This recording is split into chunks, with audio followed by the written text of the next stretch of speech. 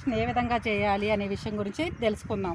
రైతులందరికీ ఇప్పుడు సూచన ఏంటంటే ప్రతి ఒక్కరు కూడా ఇప్పుడు పిఎండిఎస్ వేయాలనుకుంటున్నాము. ఆ పిఎండిఎస్కి ముందు ఏంటంటే ఫెర్టిలైజేషన్ చేసుకొని వర్షాలు రాకముందే, ఈ వర్షం వస్తుందని సూచనలు మనకు తెలుస్తాయి కాబట్టి వర్షం రాకముందే వీటిని ఫెర్టిలైజేషన్ చేసుకొని వేసుకోవాలి. దాంట్లో ముఖ్యంగా ఈ విధంగా ముందు శనగలను చేసుకుంటున్నాము. ఫస్ట్ ఈ గోనె సంచి తీసుకొని శనగలు వేసుకున్నాము. తర్వాత బీజామృతంతో విత్తన శుద్ధి చేసుకుంటున్నాము. బీజామృతం వేయండి. మనం వెనక్కి బాగా కలుపుకునేటట్టుగా ఇట్లా మనం వెనక్కి ముందుకి వేసుకుంటూ ఉంటాము.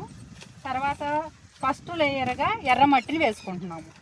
ఎర్రమట్టి ఎందుకంటే మనం వేసేది ఎర్రమట్టి కదా, బంకమట్టి ఏదైతే ఉందో ఆ బంకమట్టి, మన ఎర్రమట్టి కానీ నల్లమట్టి బంక బాగా ఉన్నది వేసుకుంటాం ఫస్ట్ లేయర్గా.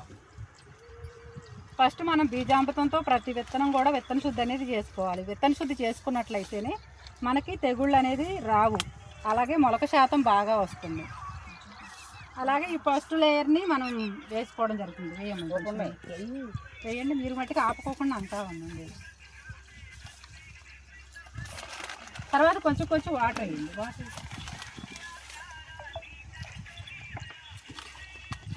ఈ విధంగా మనకి ఇప్పుడు ఉన్న గింజని 5 రెట్లు అయ్యే విధంగా చేసుకోవాలి.